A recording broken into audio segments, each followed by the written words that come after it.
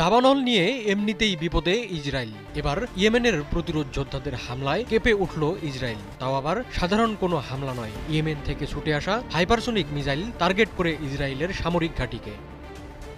বেজে ওঠে সাইরেন, জীবন বাঁচাতে প্রাণপণে ছুটোছুটি শুরু করে দিশেহারা ইসরায়েলিরা। যেখানে F-16 যুদ্ধবিমান সহ দখল অভিযানে ব্যবহৃত অন্যান্য বিমান রাখা ছিল। যুক্তরাষ্ট্র ও ইসরায়েলের আগ্রাসনের বিরুদ্ধে ইয়েমেন যে মধ্যপ্রাচ্য রক্ষায় শেষ পর্যন্ত লড়ে যাবে সে বার্তাই দিল এই হামলার মাধ্যমে।